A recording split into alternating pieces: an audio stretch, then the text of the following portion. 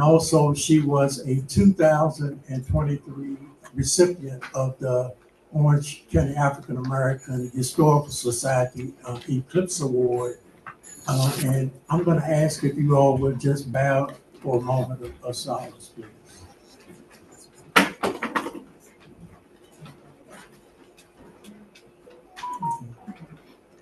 Thank you very much.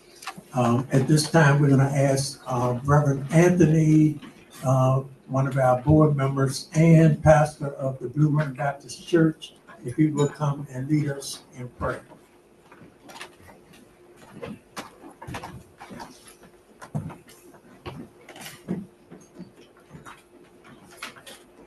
Let's look to God as we pray. Our Father and our God, again, we thank you for this day. Thank you for this opportunity that you permit us together. And Father God, we pray that all that is said and all that will be done, that you will get the glory. We thank you for each officer as well as each member of our great Orange County African American Historical Society. So Father, we just ask that you lead us through and carry us through and let us be aware to continue to do the work that you've given us. Let us continue to love one another as we share. Let's now in this meeting, in Jesus' name I pray. Amen. Amen. Thank you, Reverend Anthony. It has been established we do have a quorum. Next, I would like to ask if there's any additional items that need to be added to the agenda.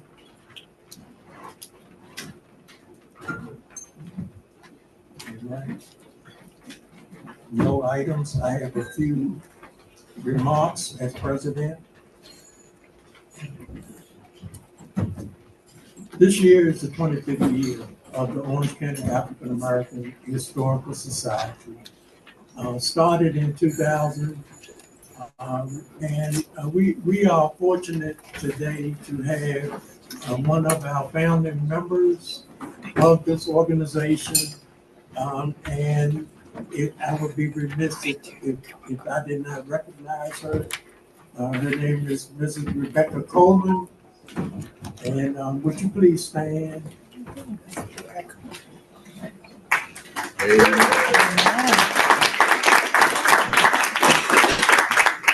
And the other founding member was Carolyn French. And we just like to recognize the memory of her also. Thank you all for coming. Really appreciate you all coming out to support this organization. Like I say, 25 years this organization has been in existence. It is a true service of this community because we tell the history, and it is so important to preserve the history because by preserving it, it keeps us aware of those struggles and those civil rights issues that are so important, and also justice and opportunity for all. I want to just thank everyone for a tremendously successful year. I would just like to tell you all of some of the programs that we were involved in for 2024. Earlier in the year, we were asked to give a presentation about Edna Lewis by a group from Neck of the Woods called the Cheeks. And we sponsored them at the Bethel Baptist Church, which is Edna Lewis's home church, and we gave them a presentation. We also went to the Neck of the Woods AARP and gave them a presentation on Orange County African American history. We also visited the Dogwood Village and met with members of that nursing home, and we made a presentation about African American history in Orange County. Last spring, we dedicated a road marker in coordination with the Orange County Tourism Department to honor Edna Lewis in Freetown. If you all get a chance, drive down Marquis Road in Unionville and you will see the marker. We participated in the Orange Street Festival. We also participated in Juneteenth at Montpelier and also on Church Street in Orange.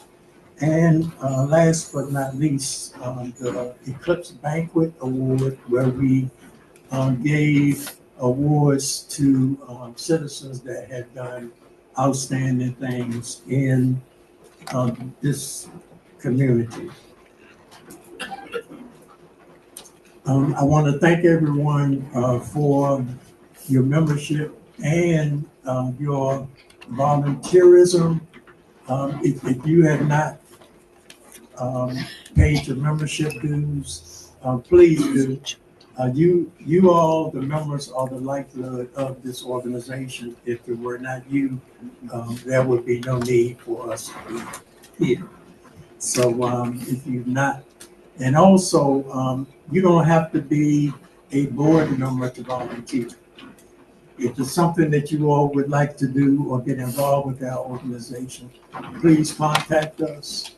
We'll open doors, welcome to have you.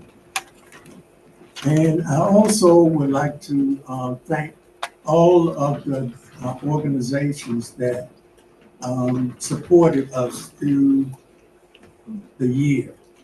And not only through the year, but throughout my entire presidency of this organization, the entities throughout the town, Germanna, Montpelier, the Orange County Historical Society, so graciously lending us their facilities to meet. Thank you all from the bottom of our hearts for all that you have done to support us. It would be hard to do it without your support.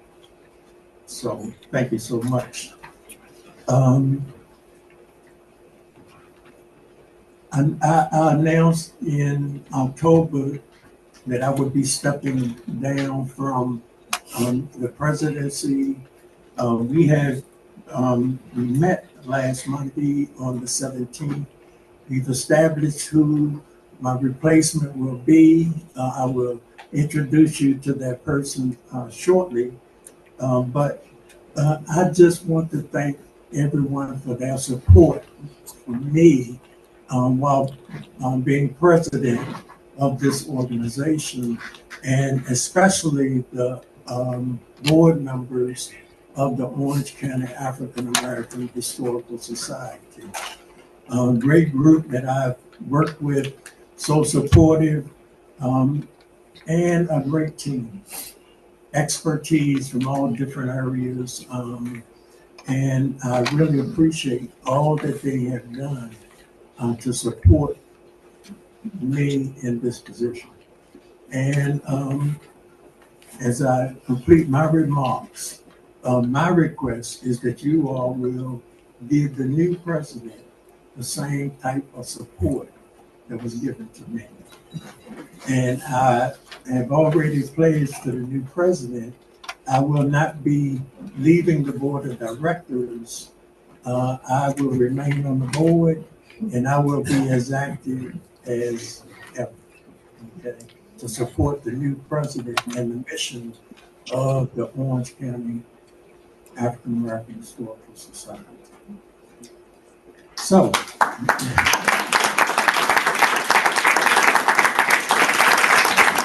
I will only add that when I came into the position, I didn't know very much about Orange County.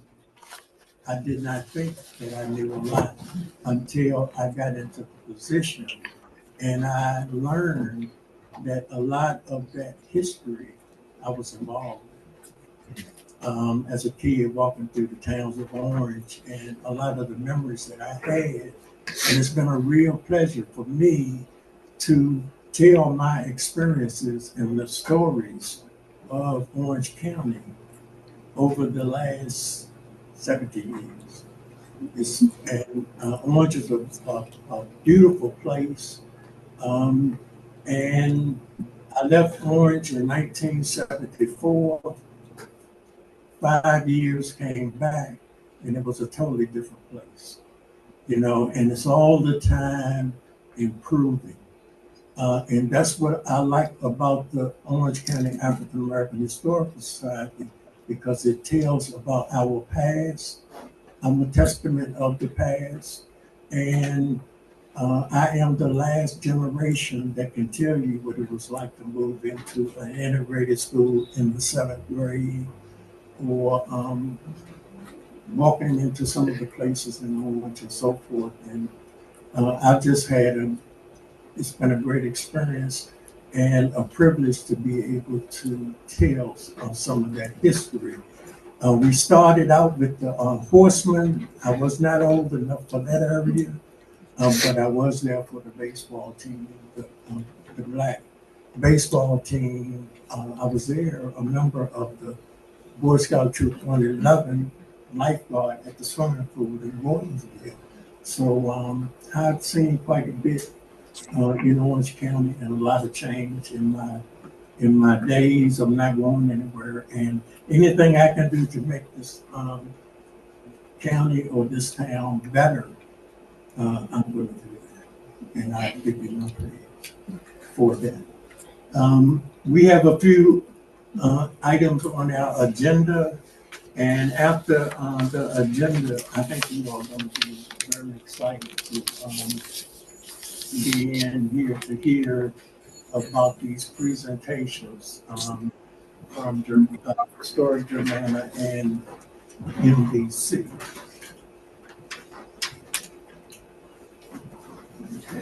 So,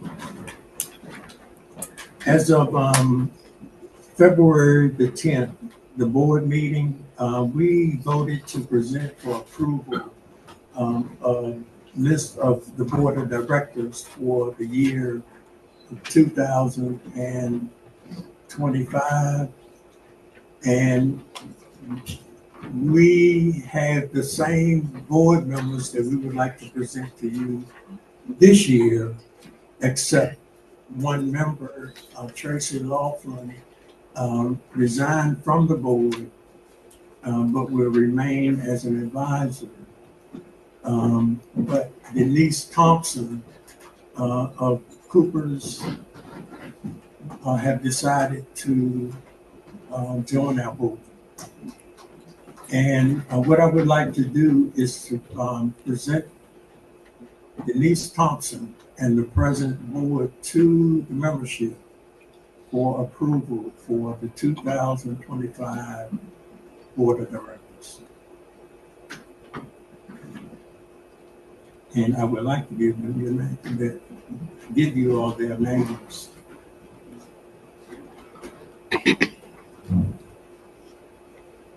And as I all of them are not present today, but as I read your names, I would appreciate it if you all would stand. First of all, Reverend Robert Anthony.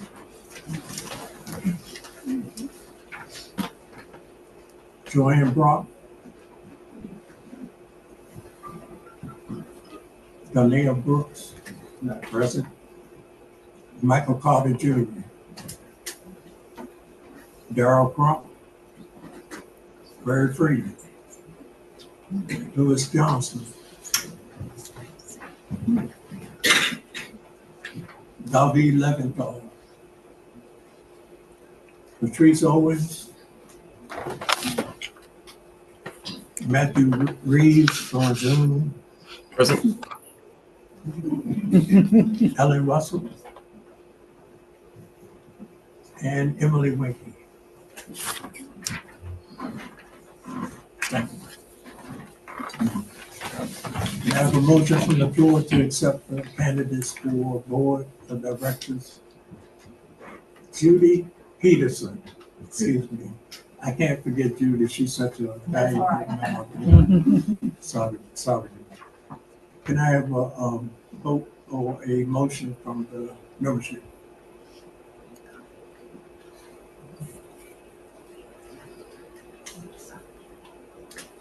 So moved.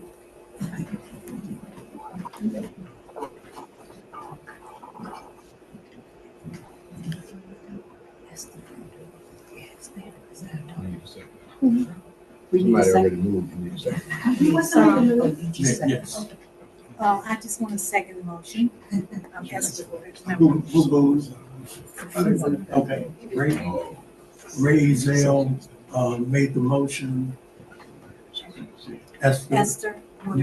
Seconded. Any discussions? All in favor? Aye. Motion's carried. Congratulations, Board of Directors 2025. Okay, that seems to be all the business that we had today. I would like for Reverend Anthony to give a report on the budget. Can I do that from right here? Do I need to come up with? I just want to give you a report on what we started out on January 24 rather. Our balance was $77,987.84.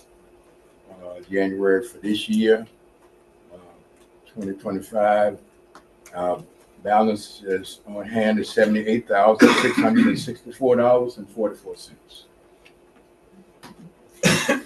Any questions?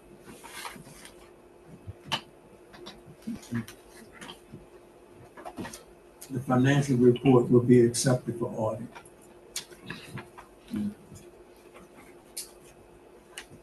That is all the business that we have for today.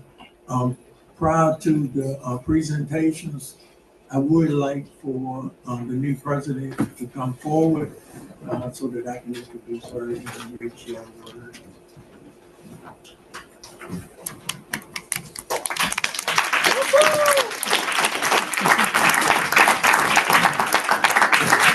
I'd like to introduce to you all Mary Freeman. I am honored to be given the responsibility to run this organization or help to run it in the upcoming year. It's very daunting because I look at Miss Rebecca Coleman, who has been so instrumental in Orange County African Historical Society, and stepping into footsteps of her. Bruce has offered excellent leadership. Following in his footsteps, he has set a path for us to continue on. And I just want to tell everybody, this board is phenomenal. And everybody should give them a hand because we work together. We work together. And during my tenure, we have been able to establish so many relationships. Montpelier, Germanna, and the list goes on. So I look forward to us spearheading and being able to interact with many more organizations in our future. And I just want to say, Patrice, raise your hand. Patrice is going to be our vice president, and she comes with excellent experience. She's a CTE business teacher at the high school. So I'm just excited. And thank you for your trust in me.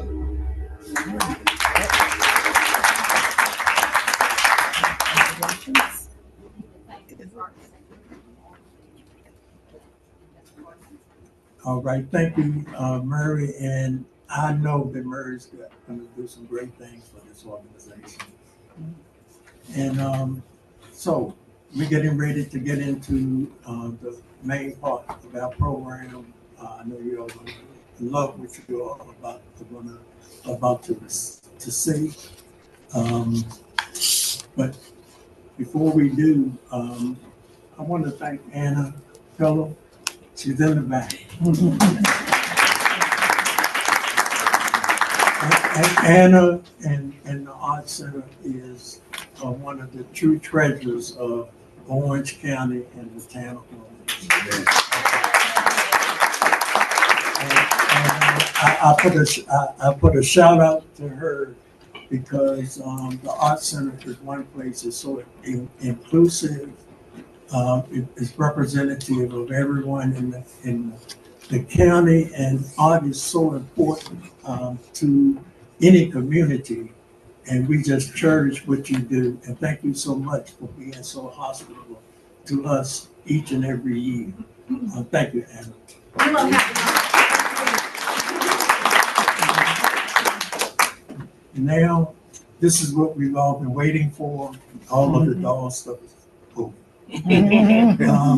But I met with Germanna some time ago, and they were so gracious. A group of us went down, and they revealed to us what they had researched and found, and to me, it was just amazing. And they've given this presentation, but I felt that it would be great to just, if they could bring that presentation to our community. And so we invited them here, and I'm going to ask them to come. Jennifer Hurst-Wender and Kelly. Arford-Horne. Please welcome.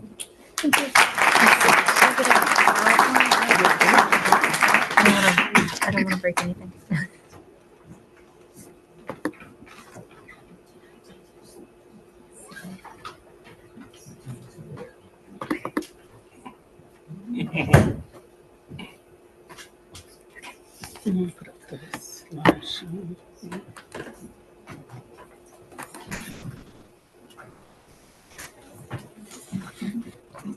Hi, everybody. Thank you for having us. I'm Jennifer Hurst-Wender. I'm the Executive Director of Historic Germanna, and I'm here today with our archaeologist, Kelly Arford-Horne. Mr. Monroe is exactly right. We had the honor to host several members of the Orange County African American Historical Society's board last month. Maybe it was even a year and a half ago, a little over a year ago.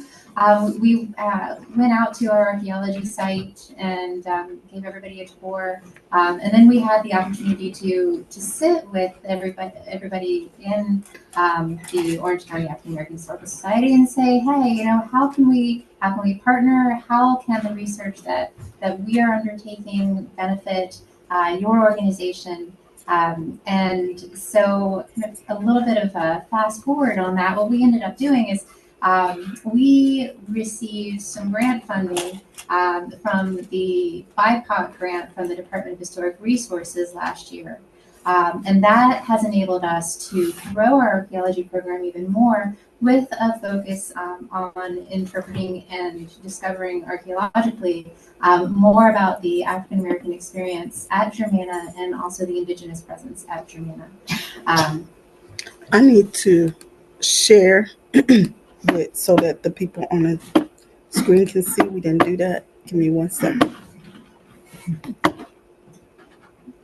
We're historians, and technology is not our strong suit.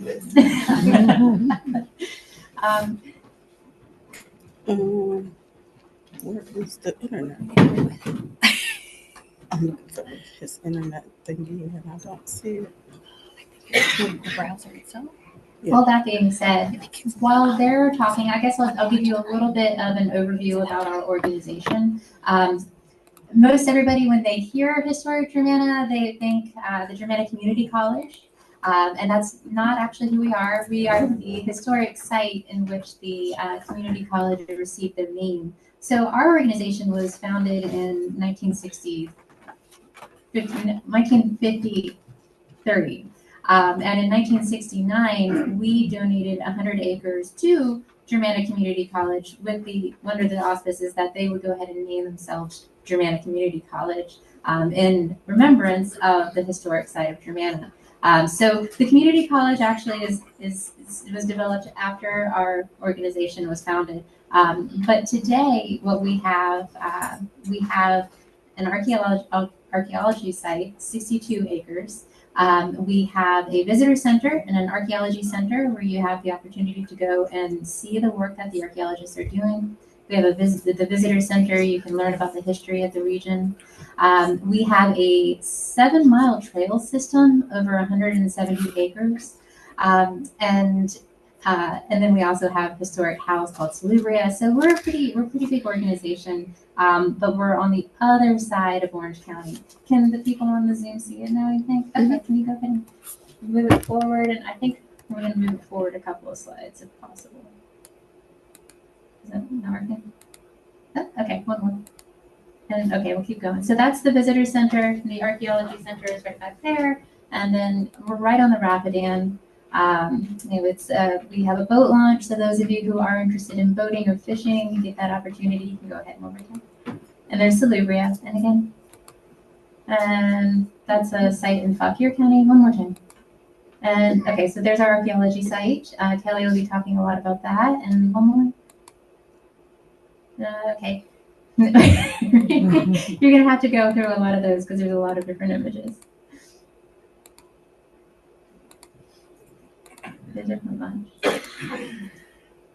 Once we get past this slide, there's one more thing that I wanted to talk about, and then I'll give it over to Kelly.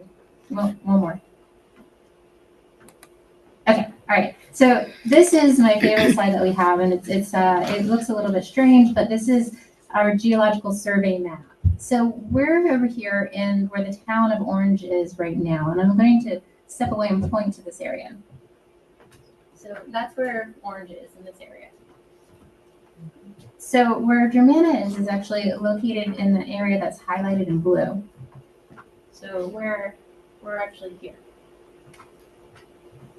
The area that's highlighted in blue is actually an extraordinarily not fertile ground. It's really hard to grow crops. It's even hard to have animals out to pasture. What it is rich in iron ore.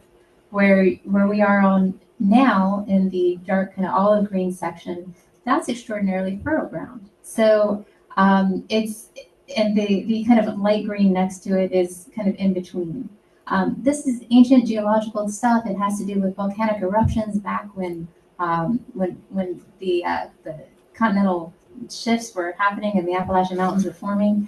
But what it means is that our area is extraordinarily rich in iron, which is kind of the reason that our organization, or historically the reason that Germanna exists, is because you have quite a lot of iron mining, and the person who founded Germanna was Governor Spotswood, and he started iron mining in the region. It turned into a town. You get a Spotsylvania courthouse in the area. And eventually by 1790s, there is a house that is built for the Gordon family. All of this archaeologically remains on our site. But what Kelly's going to be talking about is that Gordon site. So with that, I guess I'll just go ahead and bring Kelly up. Do I need to switch out the version? Yeah, let's bring it up. Okay. 9 more slides. I know, but I was running out of time.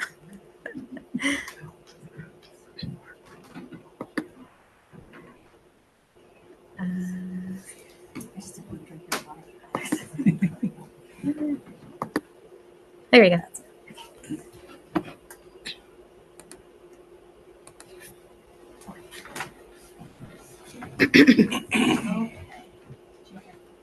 It's on my phone. All right, so my name is Kelly Arford-Horne, and I am the Archaeological Site Director for Historic Germanna. This presentation I'm going to give today goes along with the exhibit that is installed right over here. If you haven't seen the exhibit, please go look at it. This presentation does not go over everything that's in there. It kind of pairs with it a little bit. The exhibit will be in there through the end of February, and then will be more permanently installed at the HIT Archaeological Center at Historic Germanna. So you can come visit again if you really like it at the HIT Archaeological Center. So the exhibit begins to tell the story of the Gordon family, who was emancipated from Germanna in Orange County and sent to Liberia This is a history we are still in the process of researching. So there is much more to discover about the Gordon family, and we will continue to research them.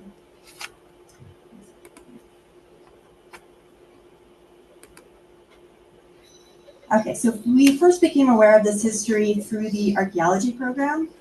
Some of you have been to our site before. If you have not yet been to our site, please come out and visit us. Come out and see what we are doing. We are going to resume excavations next month, and we'll be excavating through the spring and summer and fall. One of the focuses of our excavations over this past year was, as Jen said, the Gordon farm site, which dates to the 1800s.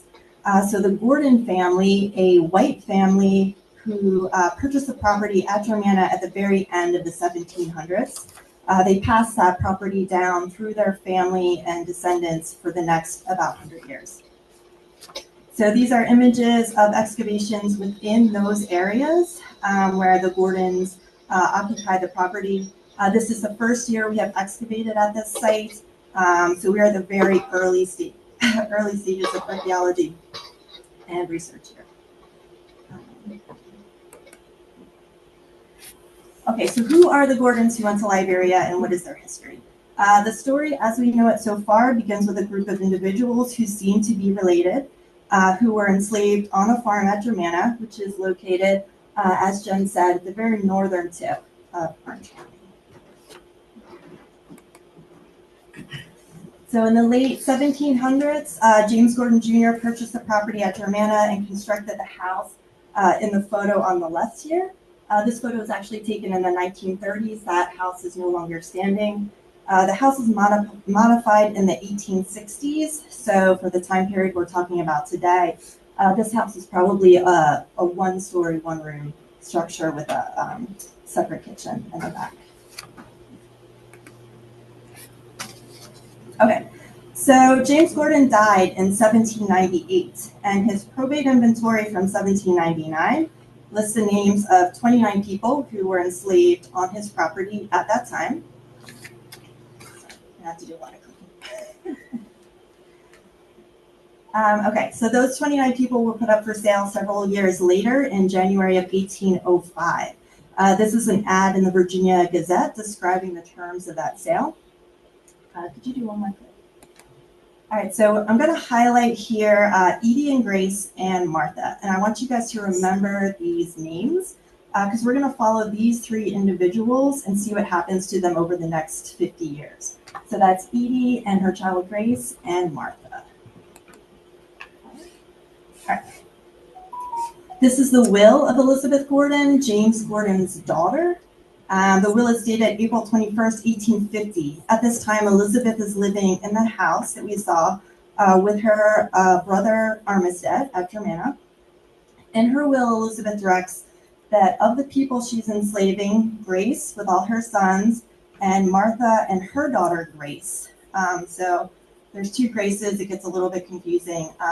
Martha's daughter Grace I'm going to call Little Grace because that's how she's referred to in later documents. So Grace with her sons, Martha and Little Grace, and Henry should go to her brother Armistead and then to Liberia. Maria or Mariah, Millie, Clara, and Isabella with their children to be sent directly to Liberia.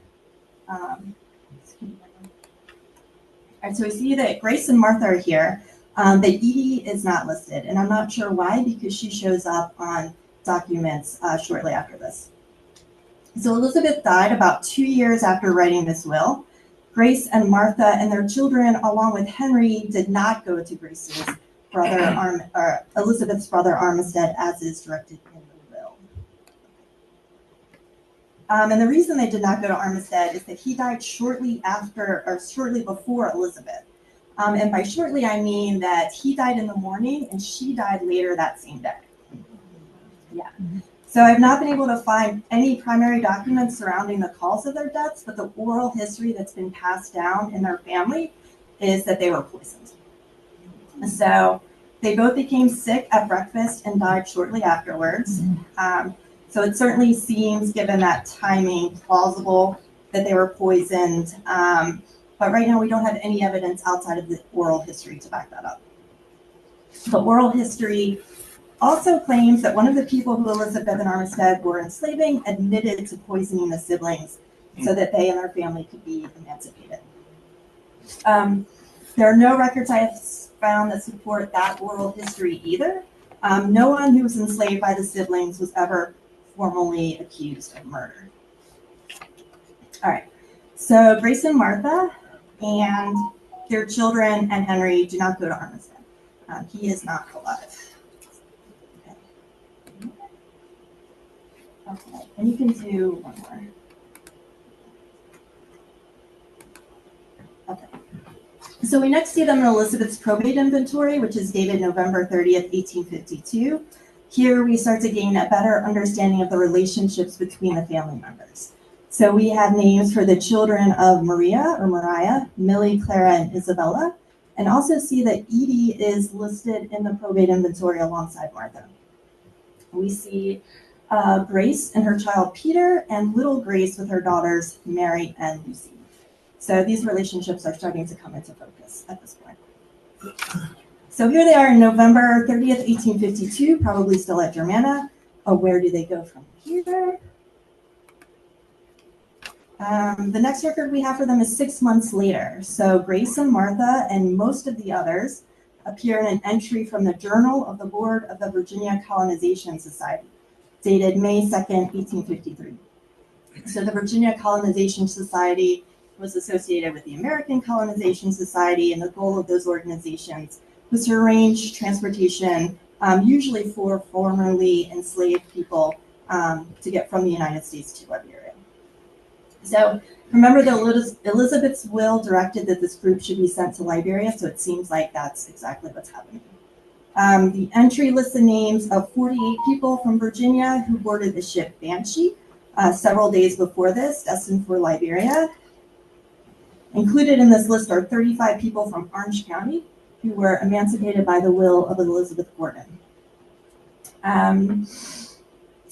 You might notice that Edie is not on this list either, but she does appear in this journal entry. The last paragraph states that Edie Gordon, a free woman of color who was emancipated through the will of Elizabeth Gordon, was refused payment for her transportation to Liberia.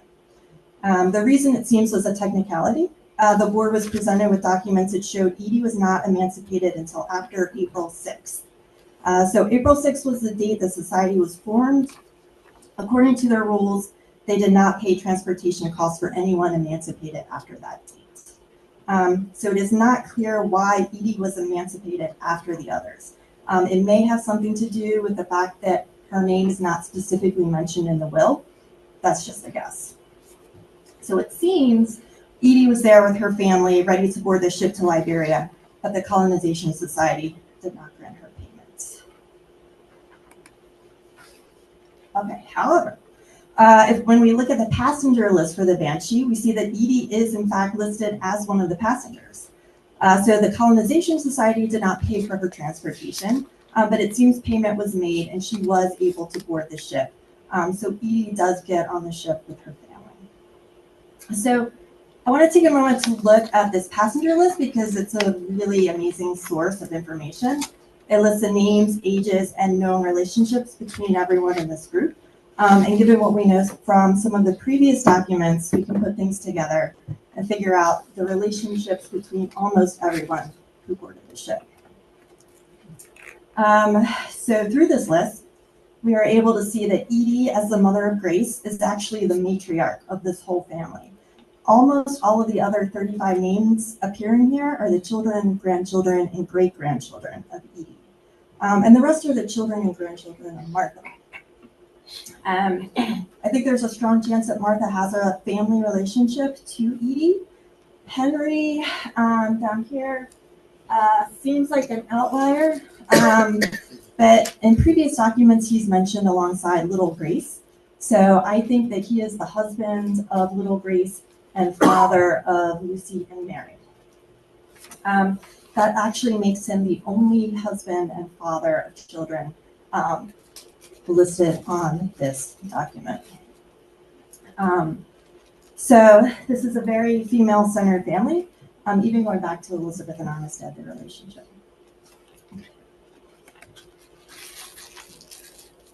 All right, so just something interesting, when we compare this list with the names from that original 1799 probate, we see a lot of the same names repeated. So we have Edie, Grace, and Martha. Actually, do I do two there? So we have Edie, Grace, and Martha, who actually appear on that inventory in yellow. And then in blue are names from that list that have been passed down to the children, grandchildren, and great-grandchildren of Edie, Grace, and Martha.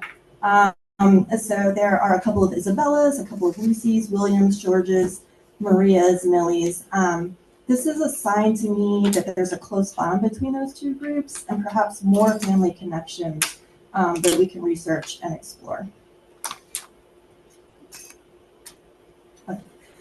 So I wanted to go into all that detail about who the Gordons were because it's something we weren't able to get into too much detail in with the exhibit. The story of 36 Gordons from Orange County boarding a ship and going to Liberia, I think, is a lot more meaningful and interesting if we have a little bit of an idea about who those people were. And now we know they're one big family. Likewise, saying that we're finding artifacts from the 1800s at Germanna is more meaningful if we know something about who those artifacts are associated with, which is why we do this type of research. So Edie, Grace, and Martha and their children and grandchildren, some of whom are very small infants and most of whom have never lived anywhere but Germanna in Orange County, board the ship Banshee on April 29th, 1853, heading for Liberia. I think it's important to say, at this point in the story, we have them on the ship. We don't even know if they wanted to go to Liberia. As far as we know, nobody gave them a choice. Nobody asked them if they wanted to go. They are doing what was directed of them in Elizabeth Gordon's film. Okay. All right, so Liberia is along the west coast of Africa. It took them about 6 weeks to sail from Virginia to Liberia, probably on a ship similar to the one you see on the right here. According to the records of the American Colonization Society, the family disembarked at the port of Grand Bassa, also known as Buchanan, on June 11th, 1853, after a brief stop in Monrovia where they dropped off some passengers. Okay, so we do have a little bit of information about what happened to them after they got to Liberia. The Gordons are not mentioned specifically, but in a letter dated September 15th, 1853, written by a doctor with the American Colonization Society, he talks about settling the recent immigrants from the Banshee at a town called Fishtown. In the letter, he says that most of the passengers handled the initial fever well and were able to get started clearing the land and settling themselves in with relative ease. He says they are well pleased and happy, according to him. So those of you who know the story or have seen the exhibit know that there is some bad news coming up. So, all right, so the last report of the Gordons I can find is from February 1854 in the African Repository, which is the Journal of the American Colonization Society. It says, of the immigrants of the Banshee, 138 who were landed at Buchanan, 17 deaths were reported, 10 of which occurred among the family of 36 who were liberated by the will of the late Miss Gordon of Orange County. So, sad news, but this is not the end of the story. 26 Gordons did survive the first 7 months, at least in Liberia, which means there is additional research we can do to see if we can find more information about them in Liberia. We can also do additional research into the husbands and fathers of the children who went to Liberia, most of whom are not on that list. We can also research what happened to the remainder of the 29 people on James Gordon's 1799 probate inventory. The Isabellas and Williams and Georges and Millies, who are they, where did they go, how are they related? For my job, there's the opportunity to learn more about their experiences, life experiences at Germanna through archaeological excavation. Okay. All right, so I did not go into detail about Liberia and the American Colonization Society. But if you would like to know more, I would suggest taking a look at the exhibit. I went into a lot more detail in that exhibit. The artifacts that we have on display there are 3D printed copies of artifacts recovered from excavations at the Gordon farm. So I would encourage you to go in there, pick them up, examine them, think about possible connections between those artifacts and Edie, Grace, and Martha and their families.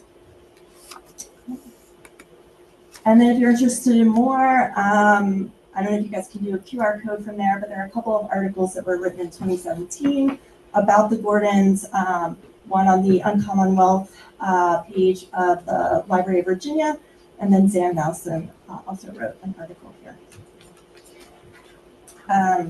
Should I announce the researcher position? Oh, yeah. Okay. So if you found that interesting and you would like to know more, we have an open position for a researcher to research African American history at Germanna. We are hoping to learn more about the Gordons and more about Black history in general at Germanna. So if you are interested or know somebody who might be interested, I have some position announcements that you can ask me for, and I will gladly hand them out. Does anyone have any questions? Yeah. So are you saying that the area that we think of it as Germanna was the Gordon Plantation, or are there other families involved in that area? So it seems mostly it was owned by Alexander Spotswood. James Gordon Jr. purchased it from Alexander Spotswood's grandson. And then the Gordons lived there for about 100 years. Now, bits and pieces were sold off. The Gordons owned, I don't know how much property they owned. I'm not sure, Okay. but you have like across the way, there's the Urquharts and The the mill. Urquharts, right. So yeah, so the area surrounding the visitor center, if you've been up there, that was owned by the Urquhart family, and there was a big mill there. So over time, it was pieced off, parceled out a little bit. And then there's also the town of Germanna that. Town of Germanna, yeah. So. Yeah. There's a lot going on there. Do you know anything about the descendants of the Gordons in Liberia? So not yet, I would say, but that is something we are hoping to try to research a little bit. We've connected a little bit with, I can't remember her name now, someone who's doing a project with Liberia to try to research that exact thing. So do we know anything about the descendants of the Gordons in Liberia? And the answer I'd say is no, not yet, but that is something we'd like to learn. Anybody else have a question? Yeah. Were you able to find out the experience that you had on plantation living there? So at Germanna? Yes. Yeah, so we are just starting work there. So we have one summer's worth of archaeology complete, but we're going to go back and we're going to do more archaeology there. Hopefully that will give us some, material culture about their experiences at Germanna. And then we're going to keep doing more research and see if we can find more. So what we're doing, this is the very beginning of this project in my mind. You had said that they were happy, then you made a disclaimer 2 seconds later that they were not happy. So can you explain the happiness and the sadness? So he says they were well pleased and happy, but then the next record I can find is that 10 of them died. So that is my reason for thinking. I mean, just because you died don't mean you weren't happy, but you help me understand. Yeah. So the information that I can find from people who went to Liberia is that initially they struggled quite a bit. There were the fever. A lot of people died from this initial fever. There was disease, depression. From that doctor's letter that I put up there, he talks about one family who were suffering from melancholia, and he said there was nothing he could do for them. So I think everybody had a different experience, but it seems to be that most people struggled, at least at first. So what you're saying there is it's not a matter of which is happy, which is sad. It could be health-wise. Could be, yeah. Okay, Yeah. Yeah, I've read letters from people from Liberia, and then it's mixed. Some people are saying, "I'm so glad I'm here. I'm happy. I'm finding success," and some people are, their family members have passed away and they're having trouble making a living. It's really person to person, I would say. But I know if I went over there with 36 members of my family, 35 members of my family, and 10 of them passed away, I'd probably be struggling with it. So, Lewis was leading to it. I mean, I don't know if this is a little taking back on it or whatever, but I was thinking when you were saying that some of them were happy to go and some were not as well, that they didn't, it's like they really didn't go on their own, but it's supposed to have been better for them because slavery was still going on here. Yeah. And so they were looking out for them in a sense to send them to a place where it's very complicated. Yeah, it's really, really complicated. So the American Colonization Society was made up of people who thought that these recently emancipated people who were enslaved would have more opportunity in Liberia. And also members who believed that they didn't want these recently freed people to be in white society. So the American Colonization Societies, either way, it's kind of based in racism. But there were some people who thought there might be a better opportunity in Liberia, and people who went to Liberia who thought that was the best option for them. Some people didn't want to go, some people did. It's very complicated.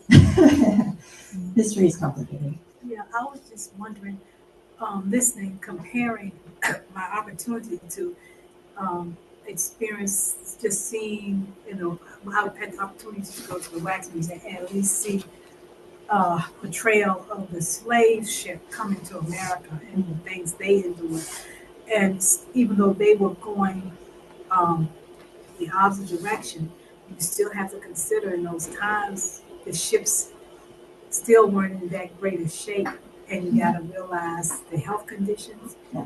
And just like now, when people travel, even in today's time, when you say I'm going to leave Virginia and I'm going to move to California because there's a lot of opportunity and I'm excited, even when you get there, like you said, you find it's not the heyday you were expecting. Mm-hmm.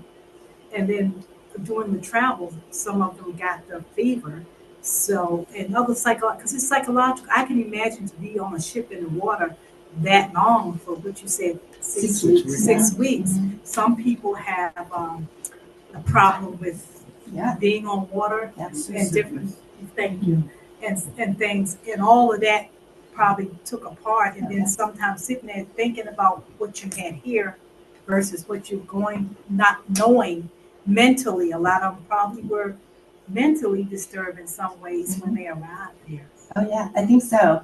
I think, and unfortunately, we don't have a lot of records about mental health at that time. The fact that the doctor mentioned melancholia, which I think was, really interesting in my mind, that he actually acknowledged that some people were just really depressed. And then, like you said, the difficulties of traveling on a ship.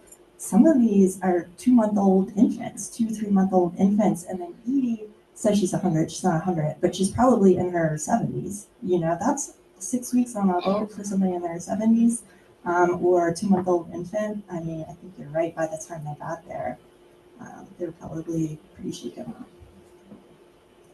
Any evidence around indigenous people owning the land prior to when it was taken? Yes, so I think it's the Day and the Basso people who originally owned or managed or whatever, the strip of land that would become Liberia. The American Colonization Society reported that they purchased the land They might have not actually purchased it. We don't. There's some information that says the Day and Bossa people were not all that happy that they were forming this colony in their area. And even some of the letters from Liberia talk about attacks from the indigenous people in Liberia on the colony. I'm at Germanna. Oh, at Germanna, the indigenous people. With any evidence of indigenous people prior to Oh yeah. the land being Oh yeah. taken? Yeah, so at Germanna, we haven't found evidence of anything significant like towns or anything. There is the town Chakakonia, which is not too far from Germanna, which was a Monohoic town. We find, we do find artifacts, but it's camps, temporary camps. And then we do know that one of the other things that we're researching is indigenous people who were at Germanna when Spotswood was there. And we do have pretty good evidence of indigenous people who were enslaved there when Spotswood owned the property. They were in the town of Germanna, which was also on the property. So that is something else that we're researching, the indigenous presence that's there. People from African descent able to participate and maybe research their own backgrounds. A lot of people from African descent don't know a lot of information probably past their great-grandmother. Mm-hmm. And it could possibly be some link to the children as well, so that they would be able to get information. How to do that as well. Yeah, so that's part of our hope as we kind of continue on with this project, that we will be able to find descendants from the people who were enslaved there. So all of those, fathers and husbands who did not get on the boat, and then that from that 1799 COVID inventory, where did they go? And who are their descendants? That's definitely one of the hopes for this project. Could they reach out to you? Oh, definitely. Okay. I have my business cards up here, so I can, whoever wants to contact me, Yeah, I like to say you did a wonderful job. Okay. But one word that you use Oh, okay. that kind of confuses me. Okay. That word is complicated history. Okay. I don't believe in complicated history at all. I'm gonna tell you why. Okay. As a historian, I'm not a historian, but people have a tendency to use words that may not be offensive and what could be acceptable to the mass of the people. Instead of telling them the raw truth, then it would be complicated. Because the truth is the truth. I do agree with that. I think when I say complicated, I mean there are lots of different experiences. Okay. So a number, not just one experience, I guess, is what I mean. The Gordon will, if it was raised so that the enslaved people had a choice not to go to Liberia, could they choose to remain enslaved and take their or did the world just say these people are going to Liberia?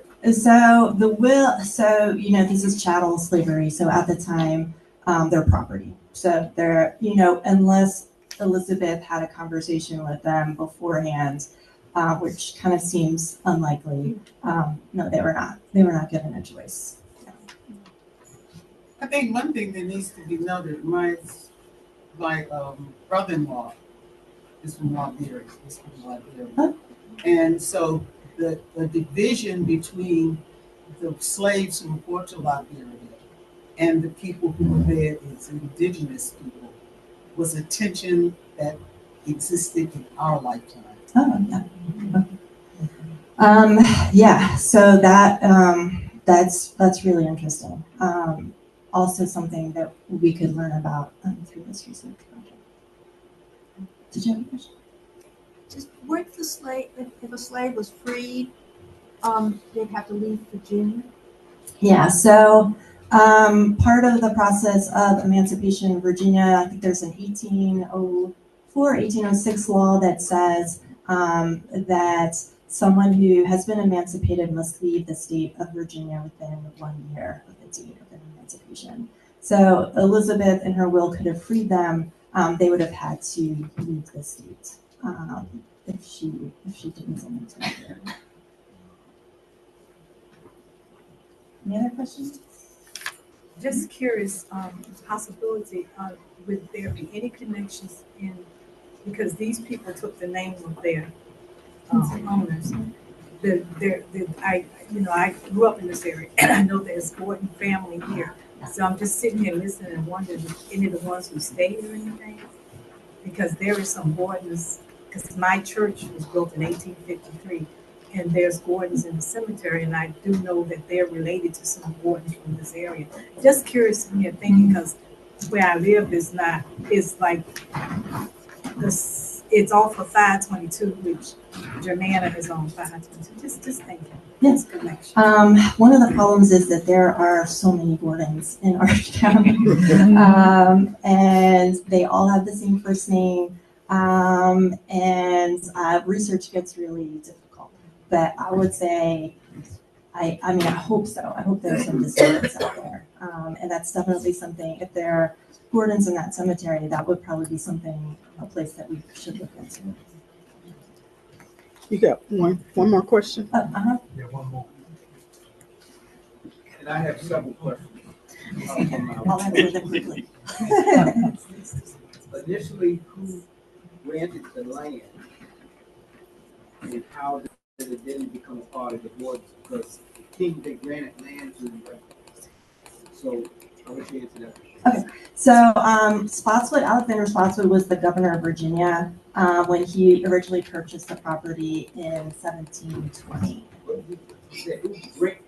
The original land grant. Granted the land. Yeah. So from that, It was whoever was after him. Yeah. I'm not sure. I'm not sure who the original land grant went to. okay.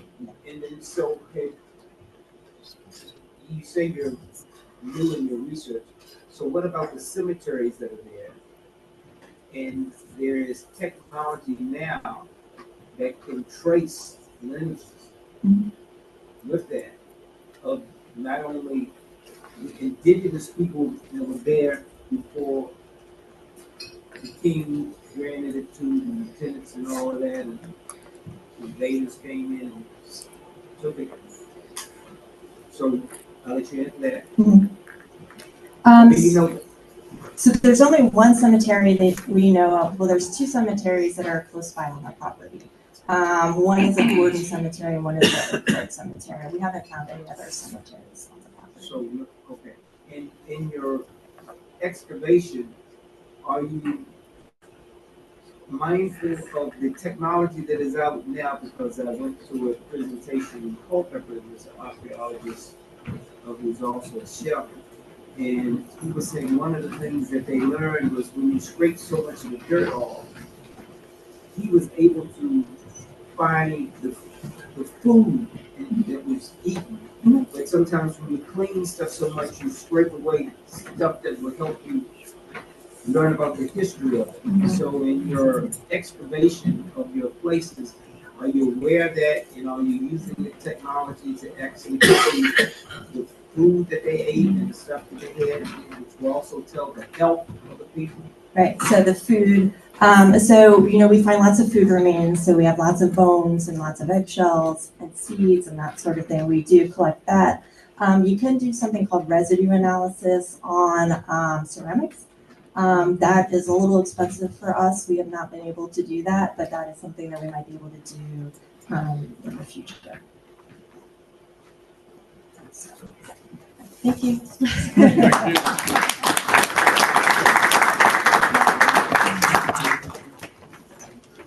I told you all it was going to be interesting. Correct. Thank you so much. I was just fascinated by this story, and but I would like to invite you all to join the Historic Germanna. If you like the work they do, be a part of it. Right. And so next presentation is going to be from the Mapi Descendant Committee.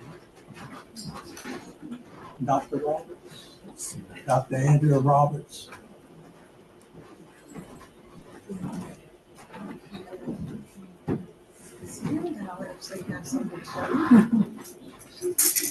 Happy Black History Month. Hey. So, that's not my computer. Take this one out. Okay, great.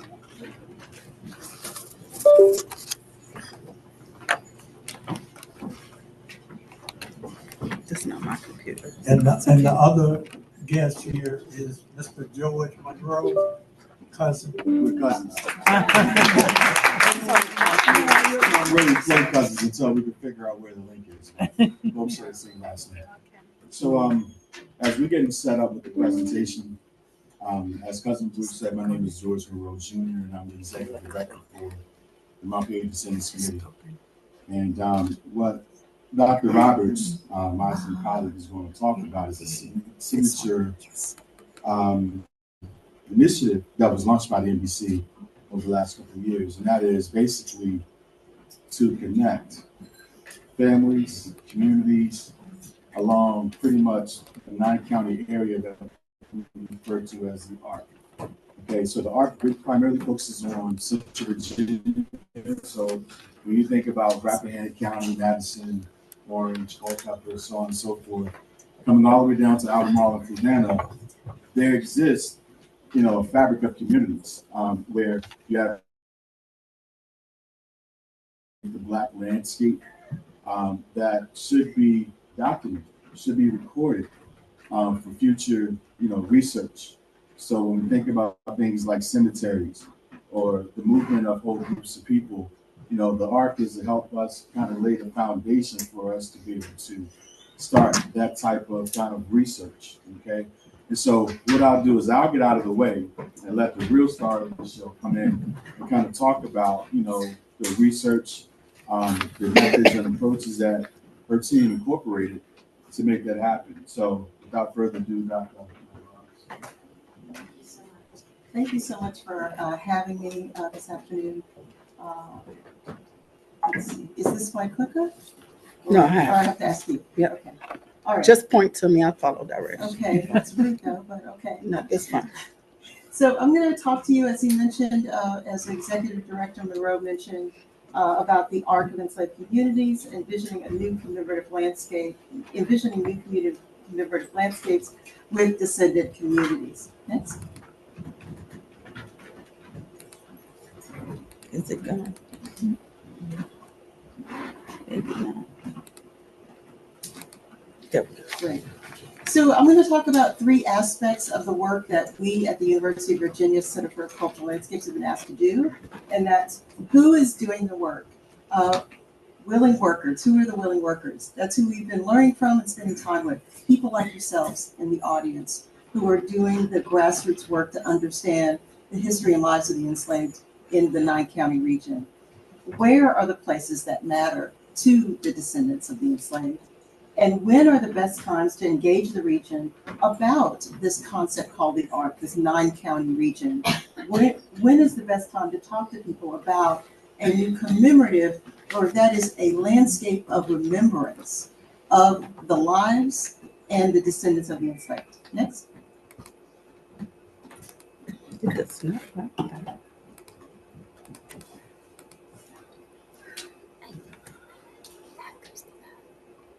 So I'm going to be painting with a very broad brush. I just want to give you context for the presentation because 9 counties is a big region. We heard about Germanna and the depth and the number of questions you all had just about Germanna. So keep that in mind as we talk about this very broad area that we're attempting to understand.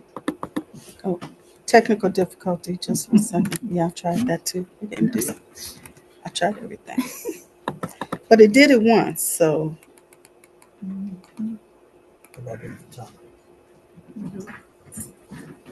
The top.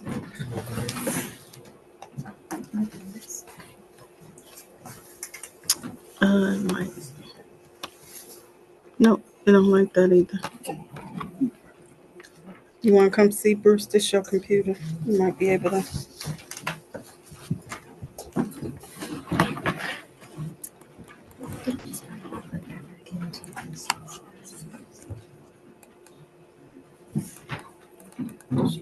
It did it once. I had to click on the slide and then do it. Yeah, try putting it back in there. Is there another space?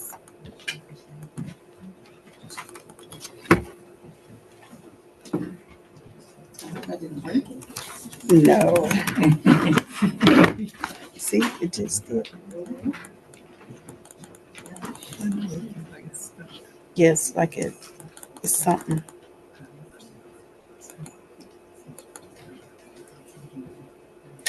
It's Matt on. Matt is on.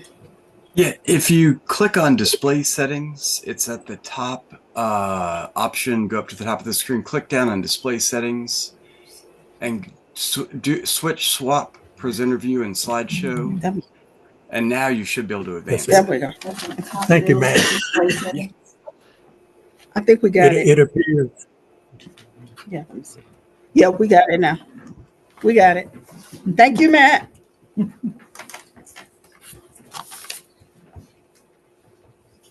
want me to keep going? Or could you put it back in the... See, now it's swapped. Now I got the full view. And Matt and everybody else got the view. Yeah, I think that's why he was pointing out the display settings that it might not show. It might be a little tiny this way. Yeah, we don't want that. So while she's working on that, as she said, next slide is telling you about where we work at the University of Virginia in the School of Architecture. So everything that we're concerned with is landscape, place, buildings, structures. So our whole perspective on this work has been about the people and the places. So whereas many people might be interested in examining things through the lens of, let's say, genealogy, we've been much more concerned with how are people working in particular places to tell the stories of those places from the perspective of the enslaved and formerly enslaved. So we do a number of pieces of work in partnership with organizations, whether they be the government, whether they be nonprofit organizations. And we do a number of projects internally at the University of Virginia that have to do with mapping and identifying places. And we do a lot of this work in partnership with descendant communities. Descendant communities means a lot of things to a lot of different people. But we have started out this work in Virginia by uniting people, not just in Virginia, but we had an East and West event that was hosted in 2023 for individuals who were from the West Coast who are doing descendant works in the United States with folks here in the Virginia region who were doing that work. And this was to begin to understand, I am originally from Texas, so this was an effort on my part to bring together not only people from my part of the world and Virginia, but also to get a good handle of what people were most interested in the descendant community. Next. And what people were interested in is how do we work together across the region? A number of people doing the work. And as was already explained, MDC created the Arc of Enslaved Communities as a concept of uniting this 9-county area that has 3 presidential homes in it and a long history of enslaved communities who are interrelated through several different means, including sale and granting of individuals, of live individuals who are held captive across these different regions and across the region. So what the MDC seeks to do through the ARC is to seek to recognize and honor African American history and kinship and cultural landscapes. And this is in part funded by the National Trust for Historic Preservation. And so we have been asked to work, as he explained, work with the MDC to do a few things, to engage and to identify, to listen, and to collect. So we've been asked to answer this question: how should the MDC creatively engage and envision a commemorative landscape in the region? Who are the organizations associated with descendant and historical groups? And where and how should we listen? So we attended and co-hosted descendant listening sessions and collecting. We curated descendant impressions, ideas, attitudes, and their preferences to provide analysis and findings in a report about engaging descendants around this concept of the arc. In short, 9 counties that happen to be together, that happen to have relationships. What are those real relationships rather than the concept, right? Next. This is a lot of tiny print, but it's simply to show you that the work began in December 2023 with the MDC deciding to work with our research center. And along the way, all of these milestones are simply different instances in which we did 3 basic things. We listened a lot. We mapped and identified places using publicly available knowledge. And then while we were listening and attending a number of events, we filled in the gaps between the public information about what exists and what matters, and then what actually exists and what matters through the perspectives of descendant communities. Next.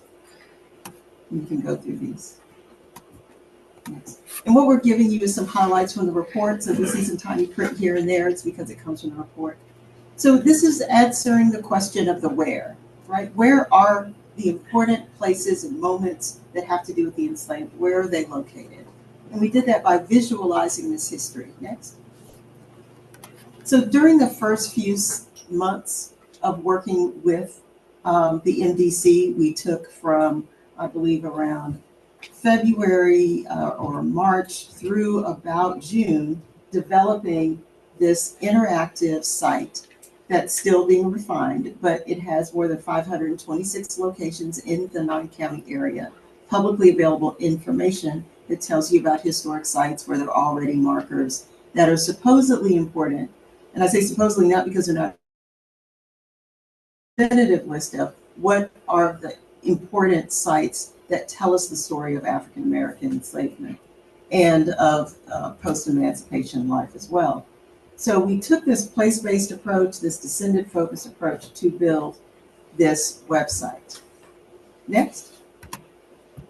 And we started by testing it. So in June of 2024, we built it and then tested the survey that's inside of it to see what people thought of the survey. Next.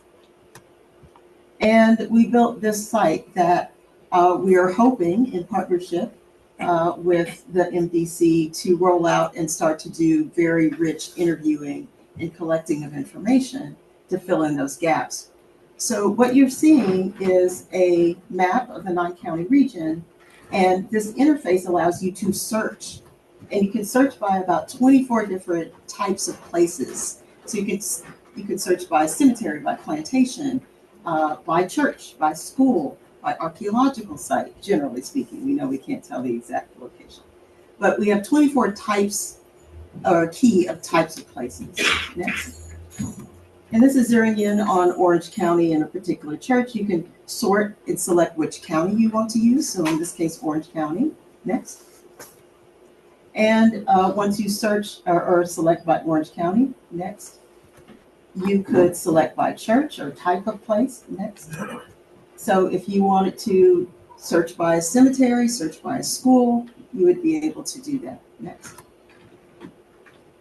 Next.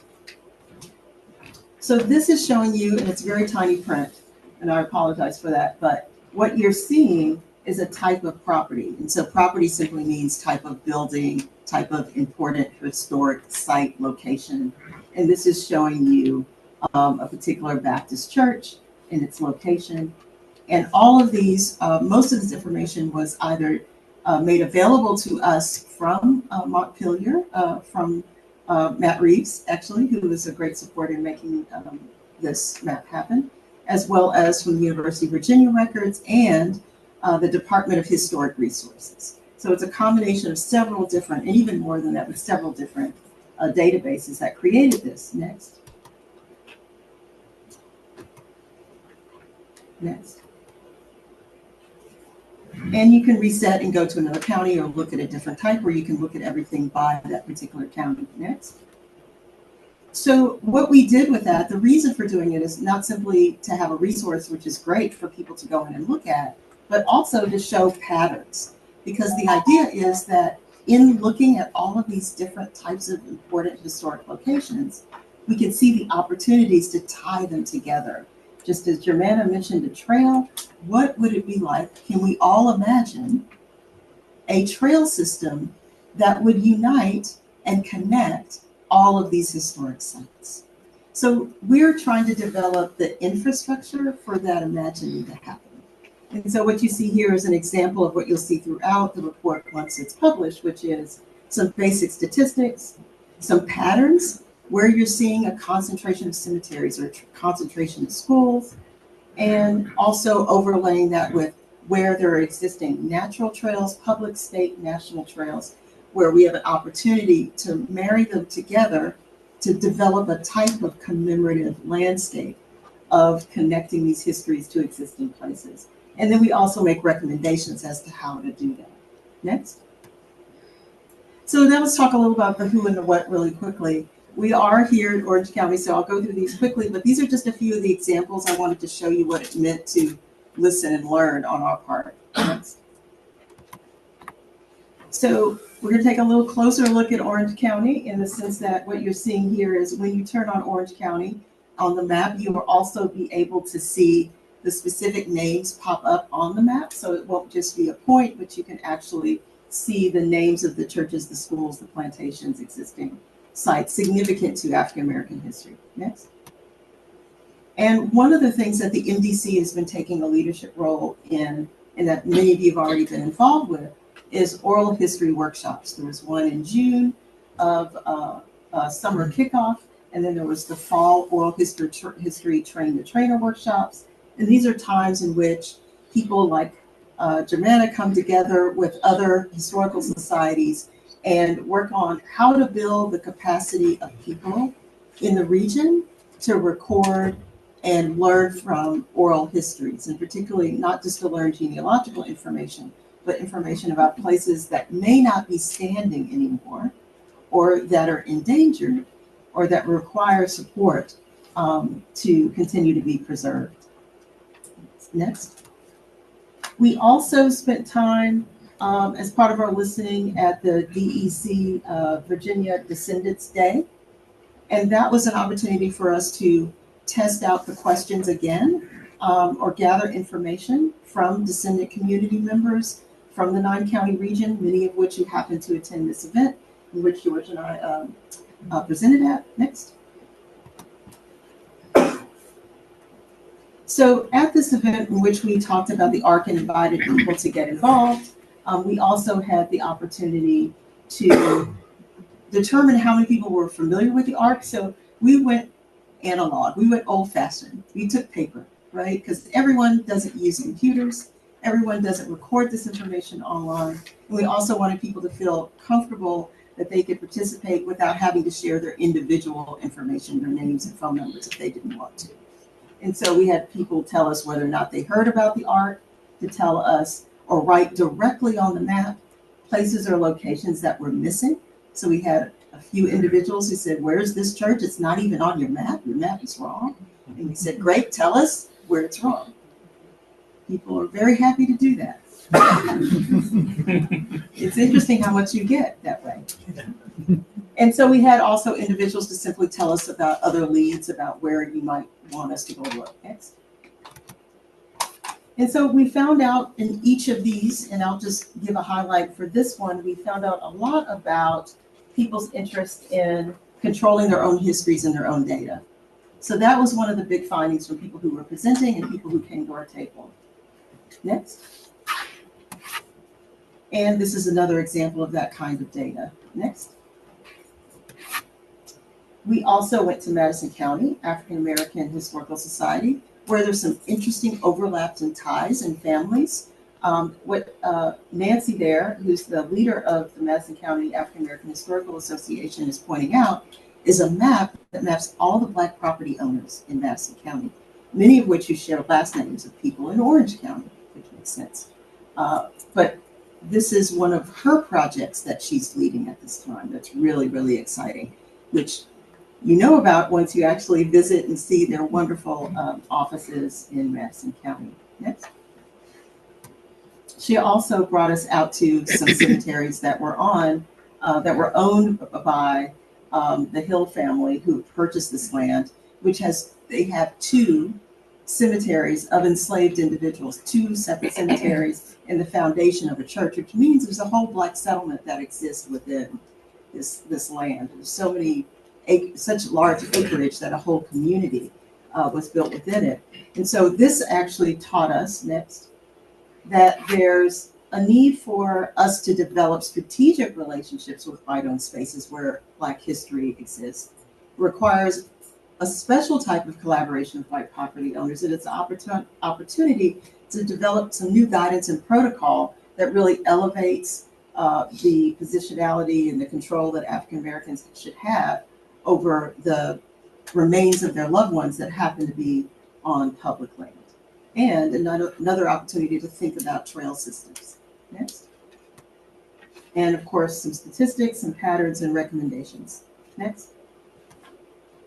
So I'll look ahead, and I wanted to go through this quickly just to make sure I made more room for questions than me simply speaking at you. We want to lead a discussion. So looking ahead, next. Let's think about what it is we learned from doing all this work over the past year. So we really have been doing this in earnest since about February 2024. That is building the web map, figuring out where we're going to go listen, doing the listening, doing the analysis. People want control over their data. If they don't have control over it, they want to know what's going to happen with it. So many times we believe that just because we're revealing new knowledge, that everyone should be happy about the fact that real new knowledge is exposed. And because we've added it to the world, there shouldn't be any complaints because we all wanted to know this information. Well, when we're dealing with families, when we're dealing with land, when we're dealing with the consequences or the ramifications of sharing this knowledge, we have to be very conscious of how we're attaining it and what we're doing with it and how transparent we are. So what we've learned through this process, that is my research team, is how important, we knew how important that was, but we negotiated the terms very closely with the MDC on how we would go about doing the work and what kind of language we would use to explain to people what we were doing. That you have to tailor different types of engagement and connecting depending on where you are. One size fits all doesn't apply. That there are a number of endangered landscapes that are both on private and public property. That there are diverse attitudes about what the definition of a descendant is and what the most important issue is that we should be working on in descendant communities. Some people are very concerned with descendants being defined based on DNA, and other people have more expansive ideas about kinship, about land kin, about being members of the same church for over 150 years. So there's a lot of different ways that people think about this, and we have to be transparent and talk about that as well as we do the work. Capacity building, and of course, collaboration. So the capacity building was the oral history workshops, is a very concrete way to make sure you're not simply leading, but you're leading in a way that lifts all boats.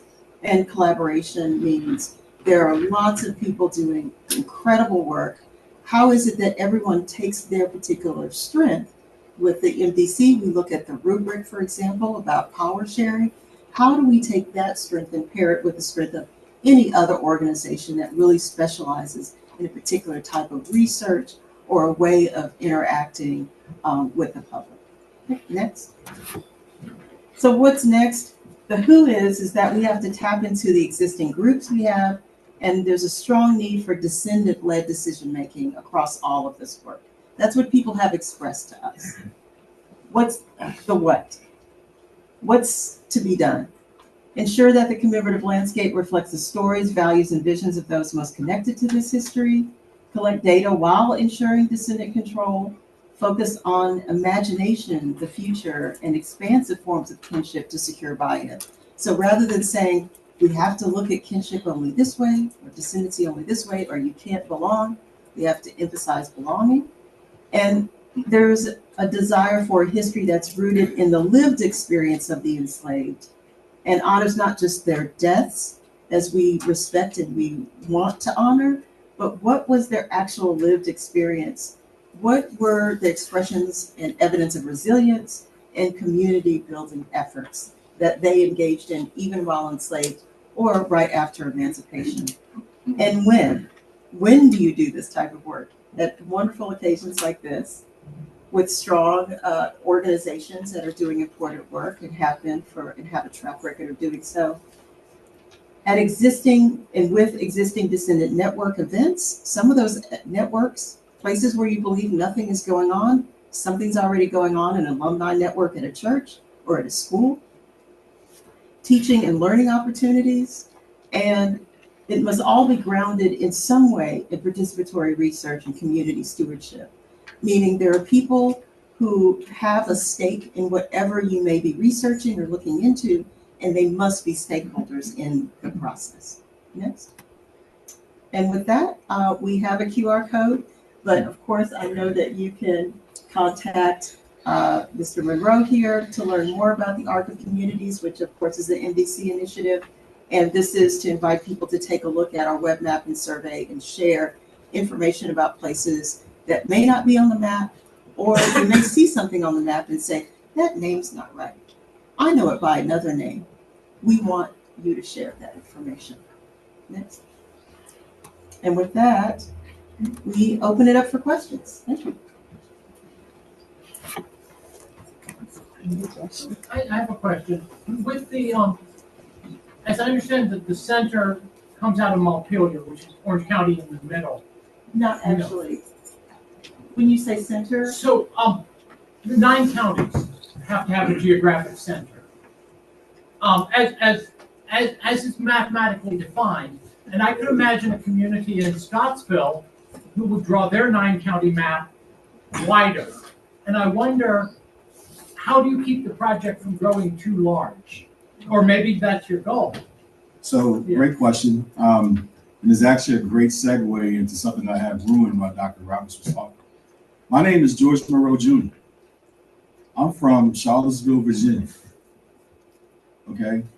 My family is from Scottsville, Virginia. Blenheim, Monroetown, right? My father married Sarah Jackson from Louisa County, right off of 607 in Trevilians, who are descendants of the Bishop family, the Christmas family, the Raglan families, who actually happen to have a church over here in Coppin called the Church of God, who was pastored by Bishop Randolph Raglan, of which my grandmother, Mildred Jackson, was a member of over 70 years. So you see where I'm going with this, right? So the kind of geographical center is really going to be based upon who's actually doing the research to actually grow their own individual knowledge, right? So for me personally, being a Monroe from Albemarle County, descendant-wise, we go all the way back to past President James Monroe. Notice the last name? Monroe. Do the math, okay? So at the end of the day, it's kind of like, well, the arc is important for all of us individually because we could then say, all right, well, I started here in, say, Trevilians, Virginia, or it might be over here in Coppin, but then as I start to research these different places as it relates to my familial network, I get to learn, right? And so Central Virginia is the starting point for the arc, right? But at the end of the day, for some of you, it may expand to Philadelphia, it may expand to New York City, it may expand to Cleveland or Toronto, Canada, depending upon those family members that actually, or those places that are directly linked to who you are. And that's the beauty of it, because it doesn't have to be just centered to Central Virginia. Does that make sense? Does that resonate? Mm-hmm. And so, you know, the NBC, when we were thinking about this project, you know, we thought about this as the NBC as a convener of sorts, right? Because if you're looking to answer the question about, okay, well, you know what, I can't get past that proverbial wall of 1870, which was when that first kind of census recorded African Americans. How do I go even further? You know what I'm saying? Well, guess what? There may be some oral history that points back to Tippstown, right? That says, hey, this particular person was enslaved at XYZ, and now I can start the research. And so we envision the arc being so much more, you know, than just a couple of dots on the map. It needs to grow, it needs to be organic, and it needs to take on a life of its own, so that way it's always basically a living and breathing kind of tool that we can use to research. Yes, sir. Your name is Dr. what now? Dr. Andrea Roberts. Oh, Dr. Roberts, you made an interesting statement and a profound statement when you indicated that depends on how people define descendant. I know MDC define descendants as those who are immediately related. They have two different memberships, either here or you there. Why is it the case? That's a great question, one I'm tackling with the board as It shouldn't be, because I am a member. I don't know if I'm going to renew it or not, because I think if you,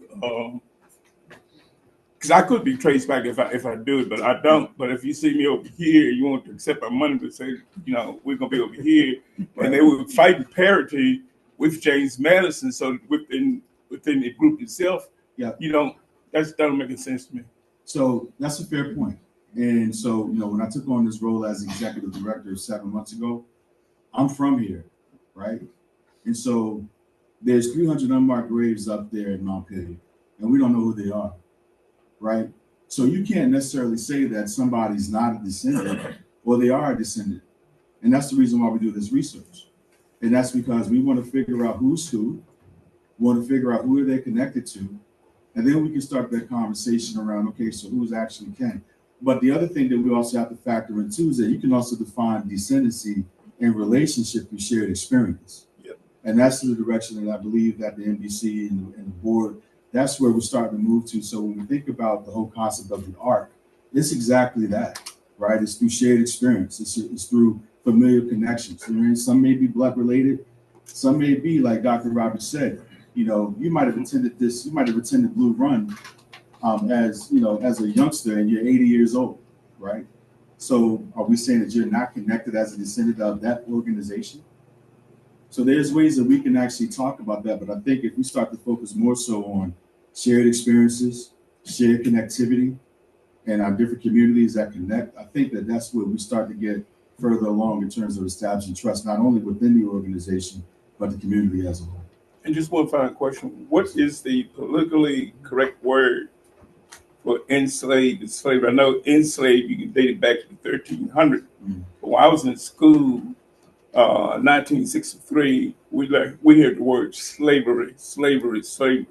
And then later on, when I came back to Virginia, I went back to Monticello and was doing this tour. And she said, well, the enslaved, I said, whoa, where did the word come from? When did you start using it?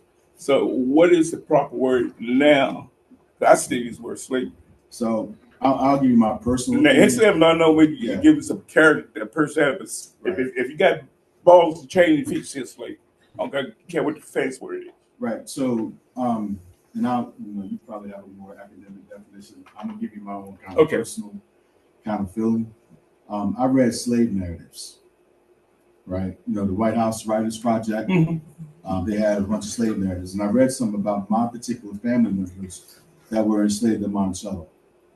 So there was a prayer meeting, right, where the enslaved were on the side of Monticello Mountain having a prayer meeting. So that's your first indication there that there's some level of resistance that's going on, because you had the bastards religion that they were preached to, and you had the enslaved religion where they stuck off and had their own private meeting to talk about what they felt Christianity or whatever it was. Right.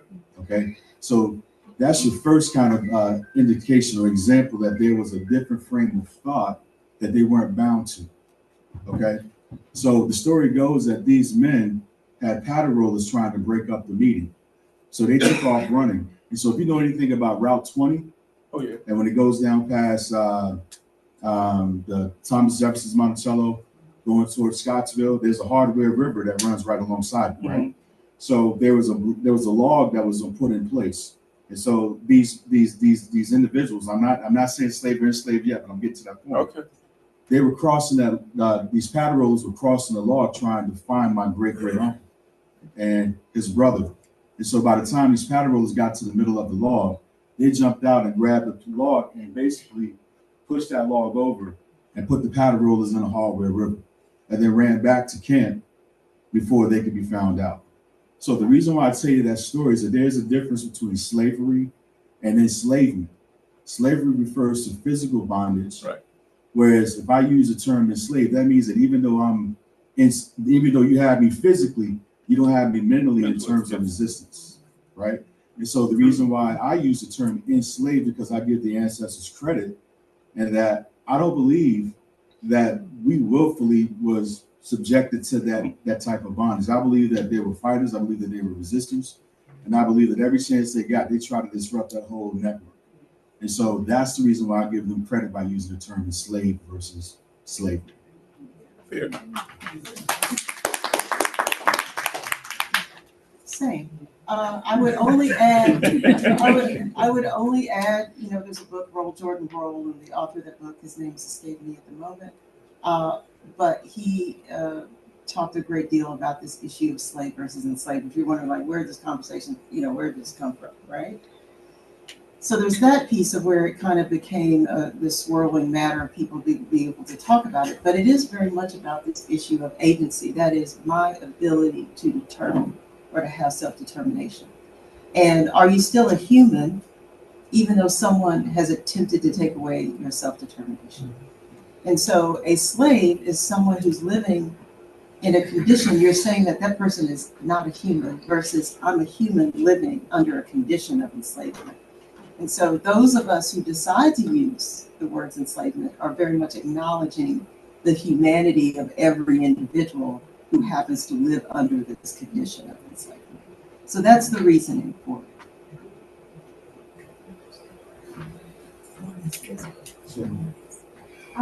There's just one little thing. I give the enslaved community to our answer.